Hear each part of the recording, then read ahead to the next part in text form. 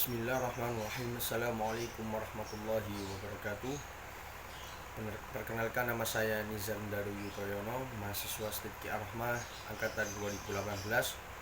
Di sini saya akan mempresentasikan atau mereview ulang mengenai materi manajemen sumber daya manusia yang diasuh oleh Al-Ustadz Muhammad Shobihul Ghishom untuk memenuhi tugas ujian tengah semester tahun 2020. Yang pertama yaitu masuk pada materi perencanaan sumber daya manusia. Perencanaan merupakan sunatullah karena sesungguhnya Allah menciptakan alam semesta ini dengan hak dan perencanaan yang matang.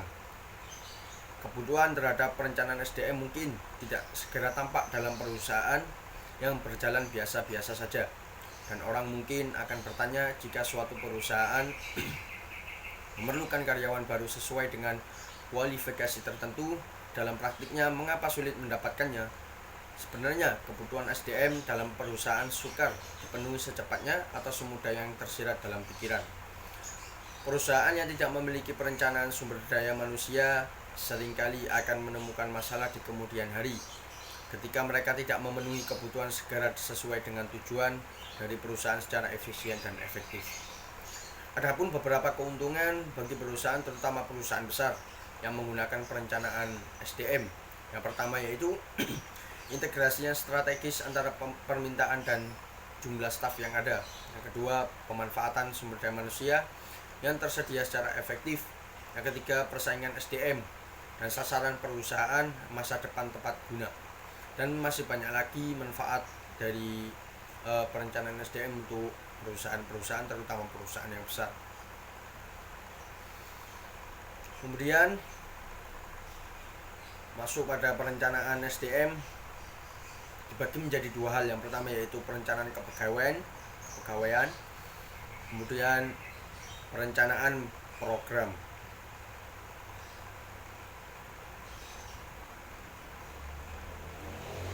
Selanjutnya yaitu tujuan perencanaan SDM. Yang pertama yaitu untuk menentukan kualitas dan kuantitas karyawan yang akan mengisi semua jabatan dalam perusahaan. Yang kedua yaitu untuk menjamin tersedianya tenaga kerja masa kini maupun masa depan sehingga setiap pekerjaan ada yang mengerjakannya. Yang ketiga yaitu untuk menghindari terjadinya mismanagement dan tumpang tindih dalam pelaksanaan tugas. Yang keempat, untuk mempermudah koordinasi dan sinkronisasi atau KIS sehingga produktivitas kerja meningkat. Langkah-langkah perencanaan SDM. Yang pertama yaitu perencanaan untuk kebutuhan masa depan, yakni beberapa orang dengan kemampuan apa yang dibutuhkan perusahaan untuk dipertahankan selama suatu jangka waktu yang dapat diperkirakan di masa depan. Yang kedua yaitu perencanaan untuk keseimbangan masa depan. Berapa banyak SDM yang ada sekarang yang dapat diharapkan tetap tinggal dalam perusahaan? Selisih antara angka ini dengan angka yang akan dibutuhkan oleh perusahaan membawa langkah berikutnya. Yang ketiga yaitu perencanaan untuk pengadaan dan seleksi atau pemberhentian sementara. Bagaimana perusahaan dapat mencapai jumlah SDM yang akan diperlukan. Yang terakhir, perencanaan untuk pengembangan.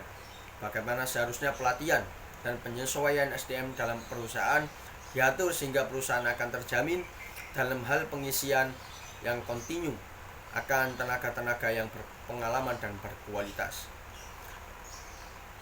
Tantangan perencanaan SDM pada masa kini yakni adalah tantangan eksternal. Yang dimaksud tantangan eksternal ini adalah pertumbuhan ataupun perkembangannya berada di luar kemampuan perusahaan untuk mengendalikannya. Meskipun demikian, dalam pelaksanaannya harus diperhitungkan mengingat setiap perubahan yang terjadi secara eksternal tentu akan berdampak terhadap perusahaan. Yang kedua yaitu tantangan internal. Tantangan internal di sini adalah suatu kondisi ataupun rintangan, halangan yang bersumber dari dalam perusahaan dan dalam jangkauan manajemen untuk mengatasinya. Kemudian dalam teknik-teknik perencanaannya yaitu ada dua. Yang pertama yaitu non ilmiah dan ilmiah. Untuk selanjutnya yaitu mengenai proses rekrutmen dan seleksi. Yang pertama yaitu rekrutmen. Rekrutmen pegawai perlu dilakukan dengan cara-cara yang baik, akurat, memiliki tata cara yang sesuai dengan kebutuhan serta mampu menjaring calon pegawai dengan baik. Apa itu rekrutmen sendiri? Rekrutmen adalah mengambil sumber daya manusia dengan potensi yang ada untuk digunakan dalam suatu usaha atau perusahaan agar perusahaan dapat berjalan dengan baik, efektif, dan efisien. Karena mengapa? Manusia adalah sebagai sumber daya potensial merupakan sumber kekuatan suatu organisasi. Sebab manusialah yang menggerakkan organisasi. Begitu pula sebaliknya, menggerakkan organisasi berarti menggerakkan manusianya. Kemudian tujuan dari rekrutmen sendiri ini adalah menerima pelamar sebanyak-banyaknya ya. Itu yang terutama, sesuai dengan kualifikasi kebutuhan perusahaan dari berbagai sumber, sehingga memungkinkan akan terjaring calon karyawan dengan kualitas terbaik. Tujuan utama dari proses rekrutmen dan seleksi adalah untuk mendapatkan orang yang tepat bagi suatu jabatan tertentu, sehingga orang tersebut mampu bekerja secara optimal dan dapat bertahan di perusahaan untuk waktu yang lama. Kemudian penilaian kinerja dapat digunakan untuk yang pertama, mengetahui pengembangan, yang kedua, pengambilan keputusan administratif, yang ketiga, keperluan perusahaan, yakni banyak sekali di dalamnya, itu perencanaan SDM, kebutuhan pelatihan, evaluasi pencapaian, kemudian evaluasi terhadap sistem, yang terakhir yaitu dokumentasi.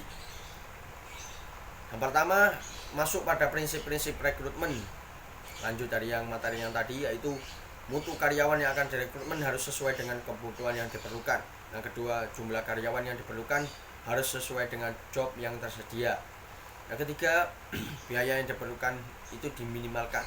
Yang keempat, perencanaan dan keputusan-keputusan strategis tentang perekrutan. Yang kelima, fleksibilitas. Yang keenam, pertimbangan-pertimbangan hukum.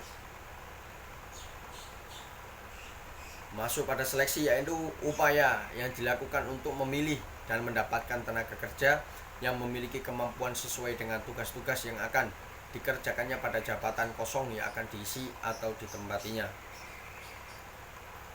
Jenis-jenis seleksi banyak sekali ya. Untuk jenis-jenis seleksi ini, yang pertama yaitu seleksi administrasi, meliputi seleksi secara tertulis dan seleksi tidak tertulis.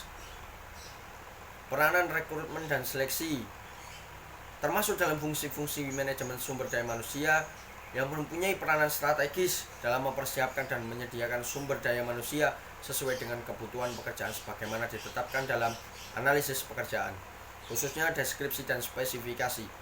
Kedua kegiatan tersebut didahului oleh kegiatan analisis pekerjaan dan perencanaan sumber daya manusia. Hal ini berarti bahwa kegiatan rekrutmen dan seleksi harus didasarkan pada suatu kebutuhan yang dialami organisasi, baik dalam segi fisik maupun dari segi kemampuan dan keterampilan. Pelaksanaan kedua kegiatan tersebut jika secara wajar dikerjakan sesuai dengan prinsip-prinsip manajemen yang baik. Kemudian kita masuk pada pelatihan, pengembangan, dan penempatan.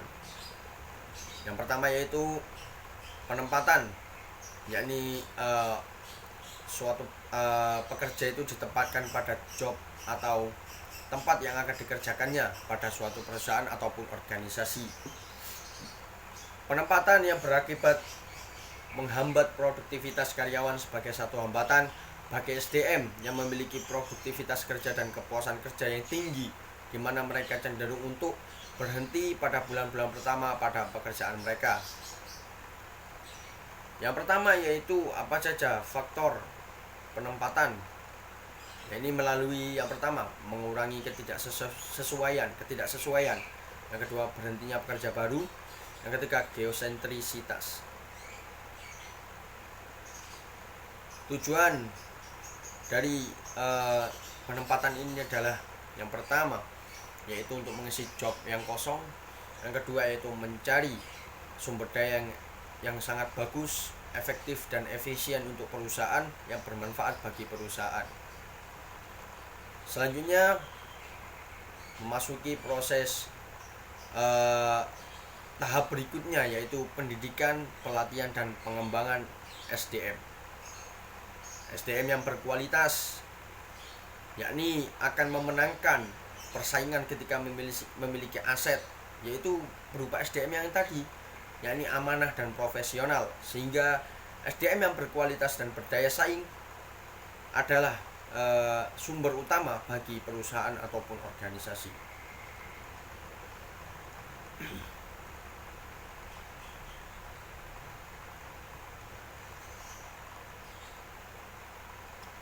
Adapun pengertian dari pengembangan, yakni yang pertama, suatu proses pendidikan jangka panjang yang mempergunakan prosedur sistematis dan terorganisasi, di mana pegawai manajerial mempelajari pengetahuan konseptual dan teoritis guna mencapai tujuan yang umum. Kedua yaitu pengembangan dapat diartikan berupa upaya meningkatkan pengetahuan yang mungkin digunakan segera atau sering untuk kepentingan di masa depan. Dengan kata lain, fokusnya tidak pada pekerjaan kini dan mendatang, tetapi lebih pada pemenuhan kebutuhan perusahaan jangka panjang. Pendidikan dan pelatihan menyangkut proses belajar untuk memperoleh dan meningkatkan keterampilan di luar sistem pendidikan yang berlaku dalam waktu yang relatif singkat dengan metode yang lebih menggunakan pada praktik daripada teori. Sementara itu, keterampilan di sini adalah meliputi pengertian physical skill, intellectual skill, dan social skill, serta managerial skill, dan banyak lain lagi. Pendidikan dan pelatihan sangat penting bagi karyawan yang baru maupun karyawan yang lama. Pelatihan secara singkat didefinisikan sebagai suatu kegiatan untuk meningkatkan kinerja saat ini dan kinerja di masa mendatang. Sasaran pendidikan, pelatihan, dan pengembangan sumber daya manusia. Sasaran pelatihan yang dapat dirumuskan dengan jelas akan dijadikan sebagai acuan penting dalam menentukan materi yang akan diberikan. Sasaran pelatihan, pendidikan, dan pengembangan yakni dapat dirumuskan dengan jelas akan bermanfaat dalam yang pertama, menjamin konsistensi dalam menyusun program pelatihan yang mencakup materi, metode, cara penyampaian, sarana pelatihan. Yang kedua, memudahkan komunikasi antara penyusun program pelatihan dengan pihak yang memerlukan pelatihan. Yang ketiga yaitu memberikan kejelasan bagi peserta tentang apa yang harus dilakukan dalam rangka mencapai sasaran. Yang keempat, memudahkan penilaian peserta dalam mengikuti pelatihan. Yang kelima, memudahkan penilaian hasil program pelatihan. Yang keenam, menghindarkan kemungkinan konflik antara penyelenggara dengan orang yang meminta pelatihan mengenai efektivitas kepelatihan yang diselenggarakan. Setidaknya ada dua hal manfaat mengetahui sasaran pelatihan dan pengembangan dan pendidikan. Yang pertama yaitu sebagai tolak ukur kelak untuk menentukan berhasil tidaknya program pelatihan dan pengembangan. Yang kedua yaitu sebagai bahan dalam usaha menentukan langkah selanjutnya seperti program dan metode pelatihan, pendidikan, dan pengembangan yang akan digunakan. Kemudian lanjut pada tujuan dari pelatihan dan pengembangan adalah yang pertama, untuk meningkatkan kuantitas output, untuk meningkatkan kualitas output. Yang ketiga, untuk menurunkan biaya limbah dan perawatan. Kemudian untuk menurunkan jumlah dan biaya terjadinya kecelakaan kerja terutama. Kemudian untuk menurunkan turnover, ketidakadilan kerja, serta meningkatkan kepuasan kerja. Yang terakhir yaitu untuk mencegah timbulnya dari antipati karyawan atau ketidakpedulian karyawan terhadap karyawan yang lain. Sasaran pelatihan, pendidikan, dan pengembangan dapat dikategorikan ke dalam beberapa tipe tingkah laku. Yang diinginkan antara lain adalah kategori psikomotorik, yang kedua kategori afektif, yang terakhir kategori kognitif. Kemudian manfaat pendidikan, pelatihan, dan pengembangan. Yang pertama untuk manfaat untuk karyawan, yang kedua manfaat untuk perusahaan, yang ketiga manfaat dalam hubungan sumber daya manusia, intra dan antar grup, dan yang terakhir pelaksanaan kebijakan. Manfaat pendidikan, pelatihan, dan pengembangan dapat dirasakan oleh karyawan, perusahaan, maupun hubungan SDM, intra antar grup, dan pelaksanaan kebijakan dapat terlaksana dengan baik sehingga terjalin hubungan yang sangat erat dan semua pihak memiliki rasa sense of belong, sense of participation, and sense of responsibility, yang pada akhirnya cita-cita dan tujuan perusahaan dapat tercapai dengan baik. Kebutuhan pendidikan dan pelatihan serta pengembangan. Pelatihan akan berhasil jika proses mengisi kebutuhan pelatihan yang benar Pada dasarnya kebutuhan itu adalah untuk memenuhi kekurangan pengetahuan, meningkatkan keterampilan atau sikap masing-masing bisa dengan kadar yang bervariasi. Kebutuhannya dapat digolongkan menjadi yang pertama, yaitu kebutuhan memenuhi tuntutan sekarang, yang kedua memenuhi kebutuhan tuntutan jabatan lainnya, yang ketiga untuk memenuhi tuntutan perubahan. Selanjutnya, identifikasi kebutuhan pendidikan dan pengembangan. Yang pertama yaitu membandingkan uraian pekerjaan atau jabatan dengan pengetahuan dan keterampilan yang dimiliki karyawan atau calon karyawan. Yang kedua yaitu analisis penilaian prestasi. Beberapa prestasi yang di bawah sadar dianalisis dan ditentukan apakah penyimpangan yang terjadi disebabkan karena kurangnya pengetahuan dan keterampilan karyawan. Yang ketiga, analisis catatan karyawan. Yang keempat, analisis laporan dari perusahaan lain tentang keluhan pelanggan, keluhan karyawan, tingkat absensi, kecelakaan kerja. Yang kelima, analisis masalah, yaitu masalah yang dihadapi perusahaan secara umum dipisahkan ke dalam dua masalah pokok, yakni masalah yang menyangkut sistem dan sumber daya manusianya. Yang terakhir yaitu rancangan jangka panjang dari perusahaan. Faktor-faktor yang berperan dalam pendidikan dan pengembangan. Ada beberapa faktor yang perlu dipertimbangkan dan berperan dalam pendidikan dan pengembangan ini adalah yang pertama, cost effectiveness, yakni efektivitas biaya. Yang kedua, materi program yang dibutuhkan. Yang ketiga, prinsip-prinsip pembelajaran. Yang keempat, ketepatan dan kesesuaian fasilitas. Yang kelima, kemampuan dan preferensi peserta pelatihan. Yang keenam, kemampuan dan preferensi instruktur pelatihan. Evaluasi program pendidikan dan pengembangan, yakni untuk memverifikasi keberhasilan suatu program, para manajer sumber daya manusia meminta agar kegiatan pendidikan dan pengembangan ini dievaluasi secara sistematis, termasuk pengelola, pelaksanaan pendidikan dan pelatihan dari suatu perusahaan. Lemahnya evaluasi mungkin menjadi permasalahan yang serius dalam suatu kegiatan pelatihan dan pengembangan. Para profesional SDM juga tidak jarang menanyakan apakah program itu dapat mencapai tujuan yang telah ditetapkan. Kemudian maka harus dievaluasi kembali atau feedback dari peserta yang mengikuti program pendidikan dan pengembangan dalam manajemen sumber daya manusia. Mungkin itu saja yang dapat saya presentasikan untuk memenuhi tugas ulangan tengah semester tahun 2020. Apabila ada kata-kata yang kurang berkenan atau tidak lancar dalam pengucapan lafalnya, saya pribadi mohon maaf. Sekian, wassalamualaikum warahmatullahi wabarakatuh.